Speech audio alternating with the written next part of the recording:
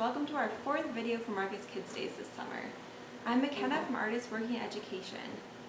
We already did the first 3 elements of art in the past 3 weeks. Do you remember what they are? The first element we explored was line, second was shape, the third was color, and today we're doing the fourth, which is form. Forms are 3D shapes. We say 3D, which is short for 3-dimensional. 3D objects have length, width, and depth. If you remember when we talked about shapes, I said that shapes only have length and width, but 3D shapes are different. They also show us depth. This is a 3D shape. This is a box. I can see how long it is, how wide it is, and how deep it is. So when I say 3D, you'll know that I'm talking about a shape with all these different sides. We can see exactly how big it is in space. Also going to show you how we can use a 2D shape, this square, and make it into a 3D shape. This is made of toys that are put together, and right now we only see the lines that create the shape. We don't see how deep it is. So I'm going to continue building upon this until we turn it into a 3D shape. By adding more lines onto this square, we're going to make it 3D.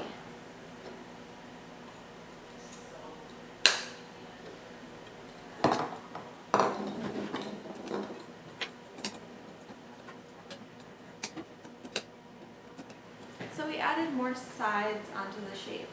We started out with just 4 of these poles that were connecting the square together. We added more until we had all 6 sides.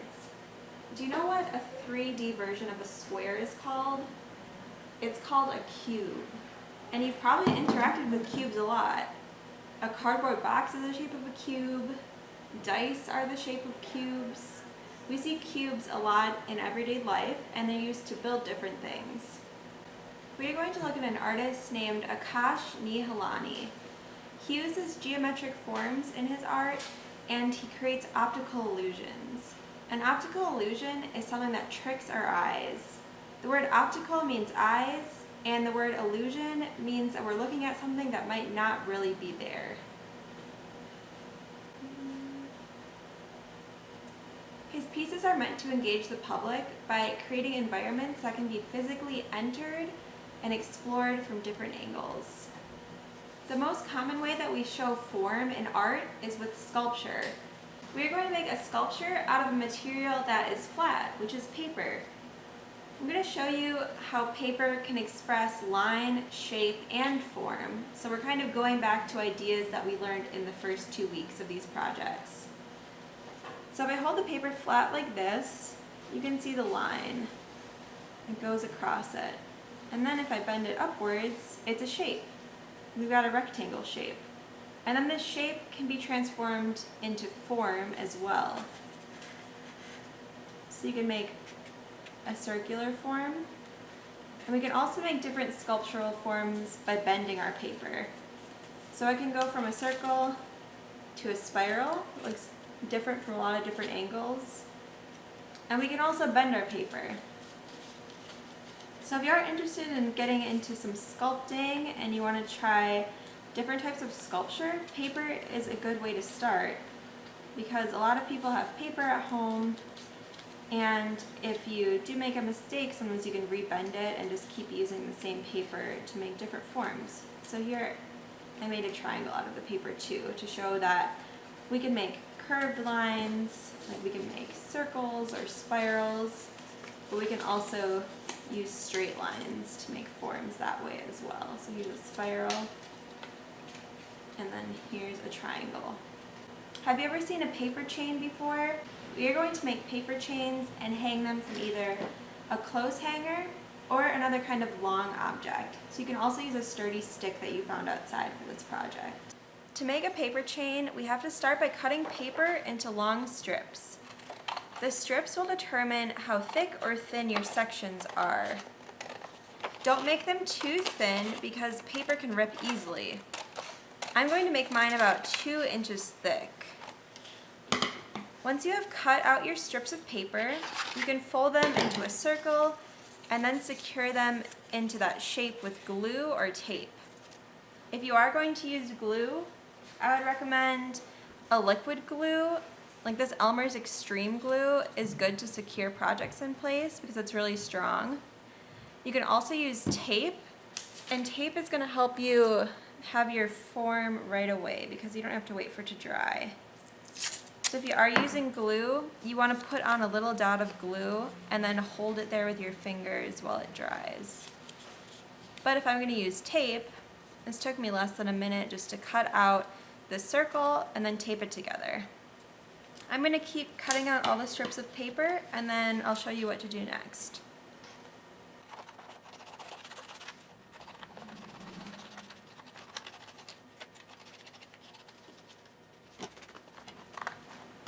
I'm layering these papers, like if you remember what I did for the shape project. So when I cut, I'm going to be cutting through 3 paper at a time to get more strips out at once. You can cut as little of paper as you'd like, or you can cut a lot of it. Depending on how many chains or how long you want your paper chain to be, you'll need more paper. So I'm probably going to cut about 6 different sheets of paper, and if I need more as I go along, I can just take some more construction paper and make more strips of paper out of it. Now I have a good amount of paper strips cut out, so I'm going to use these as I go, as I keep making different parts of the chain. You can see how I have one here. And if you want to add a loop to your existing object, you have to wrap it around and place it here like this. Another way you can alter your project is if you want to make a big loop, you can do that like this, or you can kind of fold your paper a little bit more tightly, and this makes a small loop. So depending on how big you want your sculpture to be, you can change the size of the different loops that you make. Thinking back to the project we did last week where we looked at Alma Thomas's paintings and made a stamp painting of our own, we're going to think about the same ideas this week of using color and pattern. So when I made this, I made fields of color. That was the type of pattern I was making. Put some orange here, put some yellow here. We're going to do the same kind of thing with our paper chain. So instead of just picking random colors as you go, you can think of different patterns you want to have on your paper chain. For example, if I want to make a row with 4 pink pieces, 2 orange pieces, and 1 yellow piece, I can do that. Or I can make an entire row with only blue paper. You can really choose as you go, but think about the type of pattern that you're building as you make your paper chain. I'm going to use glue as I go, so after I put the glue down on the paper, I have to hold it for a few seconds to dry before I move on to the next link of my chain. And like I said earlier, if you want this process to be a little bit faster, you can also use tape and tape them together.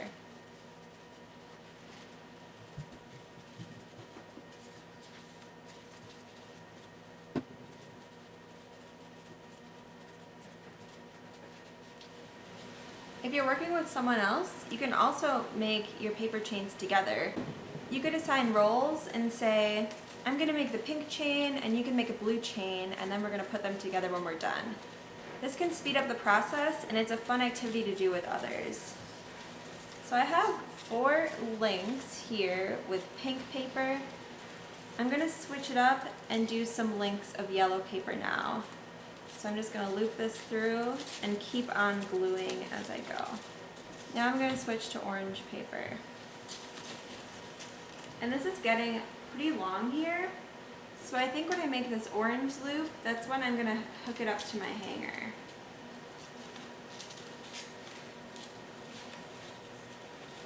So if I want it to hang down like this, I'm going to attach this loop just like I have been for all of the other pieces of paper, and just make sure it's wrapped around the hanger first.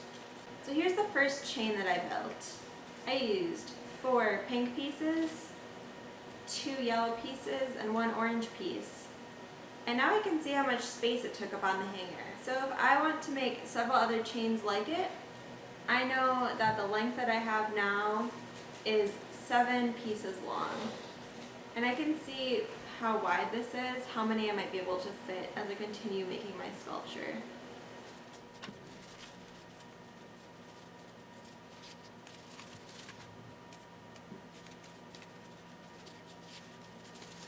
Again, like my last chain, when I make this final piece, I have to make sure that I hook it right onto the hanger. So I'll grab my hanger and then I will put it together.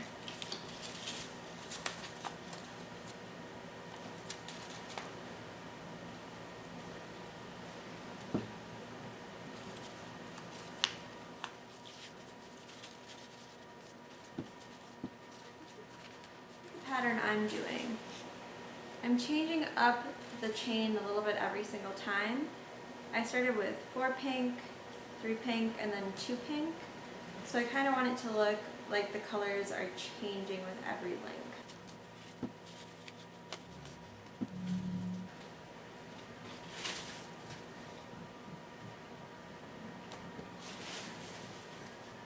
Here's my finished paper chain sculpture. You can see I made 1, 2, 3, 4, 5, 6, 7, 8 chains. So you can choose how many or as little you want to make. The way that I did my pattern is I want it to look like the colors were going in a diagonal pattern. So I added a different number each time. I started with 4 pink, 2 yellow, 1 orange, and then I kept adding or reducing the amount of each color I made as I went. Now we're going to ask ourselves, what other types of art can we make while still exploring form? So remember we just made sculptures out of paper? You can actually make sculptures out of almost anything. You just have to take different materials and put them together. So this next project is going to focus on how we can build objects on top of one another. I'm going to challenge you to create a sculpture that uses balance. We're going to look at this piece called Balancing Act by Optical. So now I'm going to present a challenge to you. We're going to do a challenge where we take either blocks, Legos, different toys you can build with, and see how many different ways we can build them up and make them into different sculptures. Some more ideas of things you can use for this challenge are small game pieces or any kind of small toys that are stackable. If you have some small cardboard boxes, you could use those as well. We're just looking for things that can be stacked on top of each other like this. So we're going to experiment all the different ways that we can build with these objects, and maybe they'll turn out looking sculptural, and it's also just a challenge of what you can balance. I'm going to do it here, and you can work along from home with whatever materials you have.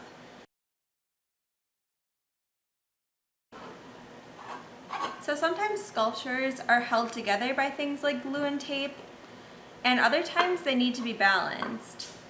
Either way, we have to make sure that the top isn't significantly bigger or heavier than the bottom, or else the sculpture might fall over.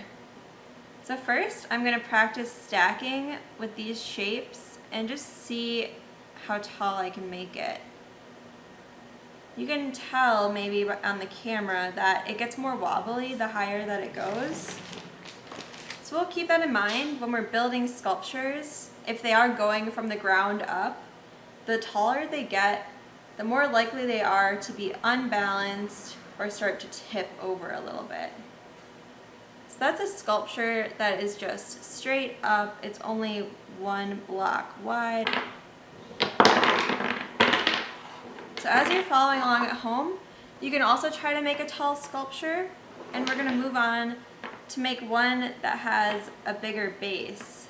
So maybe I'll make my base of my sculpture 4 spots wide this time. And when I'm building it up, it's a lot more sturdy because it has 4 spots as its base. I'm going to switch to these plastic blocks instead and see how I can sculpt with these. So these are a little bit wider, and a good thing to remember is just the more space that is connected to the table or the ground, usually the sturdier it's going to be. So this is pretty wide, so I know that if I do want to build it tall, it's going to be balanced. You don't have to stack things on top of each other perfectly. You can make it a little bit uneven and see which things balance and which things don't.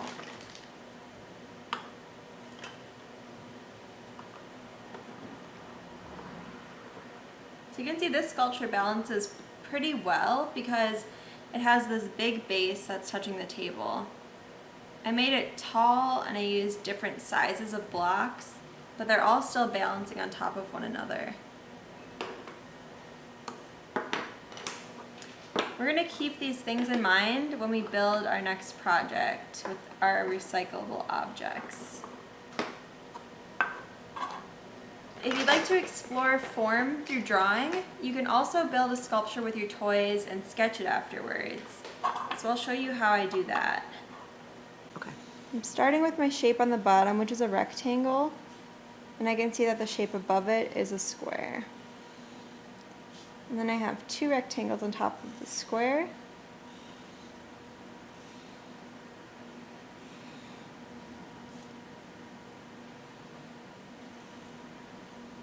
And final rectangle on top.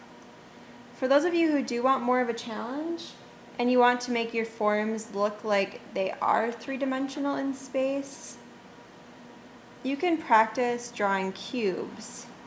So when we do cubes, we show several sides of the form. I was just drawing the front or the flat plane that was facing me, but if I look at my sculpture from different angles, all of the shapes are going to look slightly differently. So now I'm kind of transforming them into forms.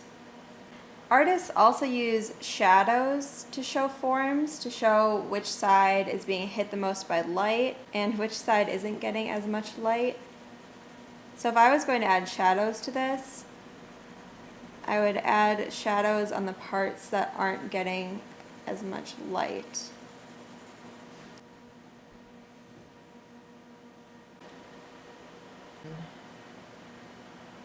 So at the beginning of the video, we looked at some art by Akash Nahalani, and for our final project, we are going to be inspired by his piece called Balancing Act. His piece incorporates some of the same things we were just talking about when we built with blocks and toys, except this time we're going to make a sculpture out of them that might not fall apart. You can glue it or tape it together as you go, so your sculpture stays in one place. I'm going to use recyclables. Have you heard the word recyclables before? In art, we use the term recyclables when we're using items that we might find in our recycling bin. They could be items that you were going to throw away, but we're going to repurpose them. Maybe you remember when we talked about what found objects are. Recyclables are kind of similar, except maybe these are trash to some people, but it's like the saying, one man's trash is another man's treasure, because we're going to use them and make art out of them. You can go pick out between 5 and 10 different recyclables to use for this project. I think it's fun to choose things of different shapes and sizes, but we're going to keep them on the smaller side, because if you remember, we're going to be building these on top of each other, and we don't want to get it so tall that we can't reach it. Before you start building, if you do want to change the color of some of your items, you can do that. This green box was white and I painted it. This pink box I wrapped construction paper around. And I did the same with this green box. And this is the easiest way to cover something with construction paper. You can just trace every side and cut out the right shape, and then you glue it on to every side. Similar to our other projects, if you want to use tape instead, you can use glue or tape. Another way to color something that might be plain colored and it's from your recycling bin, you can use marker to cover it. So I covered this toilet paper roll with some scribbles of purple marker to make it more purple. So now we're going to build sculptures, and as we go, we're going to make sure that our pieces are balancing on one another. What's fun about this project is that you don't have to glue or tape down everything right away. You can kind of experiment and see which items look cool on top of each other, and you can change around what is on top and what's on the bottom, or what angles you're placing your recyclables down at. And similar to the paper chain project, if you do have some things that might just be considered scraps, you can take them and form them into different shapes. Once you cut down things like cardboard, you can bend them more easily. Like this is a pretty small piece, so I was able to bend it into a circle. And if you're cutting things like cardboard or like a shoebox, or especially plastic, you're definitely going to want some help from an adult because those things are pretty hard to cut. I'm going to stick with paper products for this project. If you wanted to use plastic bottles, you could, but paper products are a little bit easier to cover with paint or paper, and they're also easier to cut. When we did our building challenge, I talked about how you want to have a pretty strong base for your sculpture. This is my biggest piece, so I think that this would make a good base. For example, I can stack a lot of stuff on top of this, and it's gonna stay strong and sturdy and not fall. But if I was gonna start my project with something like a paper towel tube, I can stack a few things on it, but it might get a little bit too heavy and fall over like that. So as you're going, if things do fall, that's totally fine. That's just part of the project. That's not the best way to make your sculpture if you do want it to stand upright. You want to make sure that your base is sturdy so you can have fun building on top of it. So I will start with this as my base. This is about the size of a shoebox, maybe a little bit smaller. And then I'm going to put an egg carton on top of it. So I can decide which way I want this to go. Maybe some ways it works and some ways it doesn't. Like if I do put it vertical like this, straight up and down, it won't stay up. So I'm going to try to put it here. And the egg carton is not a flat surface. It has these ridges in it, so I know that it might not be as sturdy as some other objects. And as you go, if you do want to glue or tape things down, you can do that. Because I know that I want to keep my egg carton there, I'm going to put some tape on the bottom.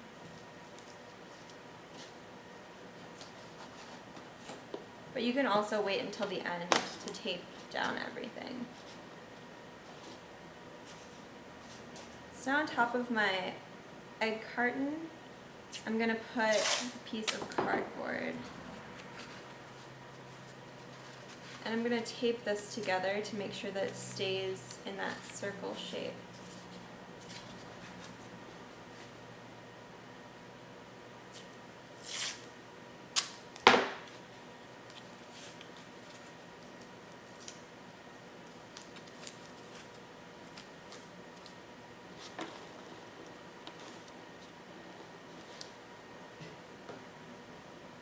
I like the way that circle looks, so I'm going to put a toilet paper roll on top of it in the same direction. So with the camera view, you can kind of see through both of these shapes.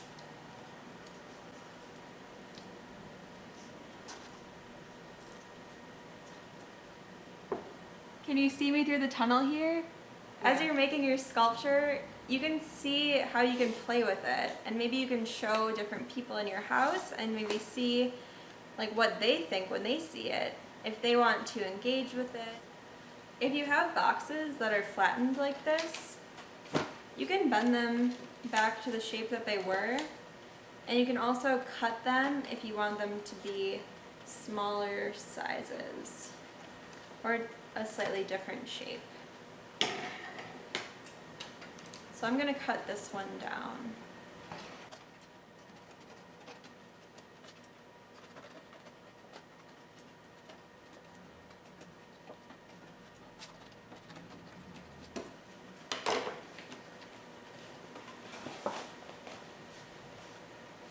Now I have this rectangle, and I can place it next to the circle if I want to, so I can look through it. Or I can place it somewhere else that I think is interesting on the sculpture. As my sculpture keeps getting taller, I can decide if I want to work on a table, or you can even work on the ground if it's easier for you to reach the top of the sculpture. So I'm going to keep adding on objects just to see what kind of results I get.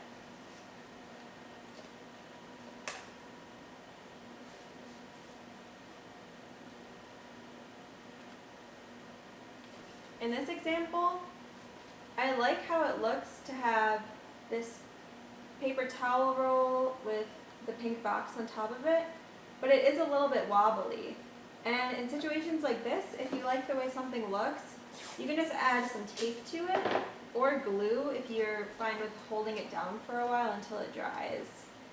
Tape is nice because it helps us work fast when we build, and tape is very secure. So to do that, I made sure I had a strong base on the bottom of that paper towel roll with tape.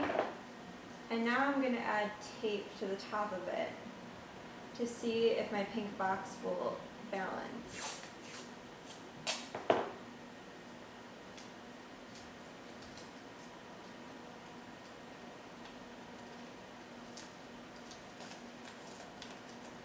So I had tape on there. Now I'm going to place it like this.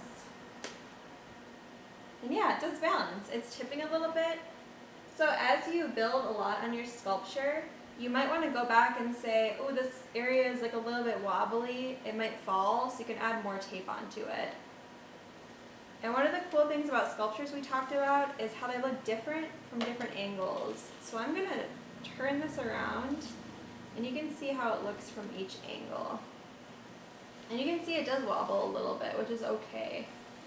Those are just some spots where I might have to go back and add a little bit more tape. Making art with us today and learning about 2 different ways to make sculptures. We made our paper sculptures, and we made our paper chains, and then we also used recyclables to make balancing sculptures. I hope you can join us next week when we do the 5th element of art, which is texture. For next week, we're going to be using sticks and leaves, and we're also going to be using crayons. So if you have those at home, that's great. You'll be ready for our project. For our bonus project, you can use more found objects to create an assemblage, which is like a collage where we use paper, but instead it's a collection of objects. For example, these are kind of like little hidden treasures. These are objects that might otherwise get thrown away, or they might just be extra things you have laying around, like buttons. I'm going to take them all and arrange them in this tray and glue them down as I go.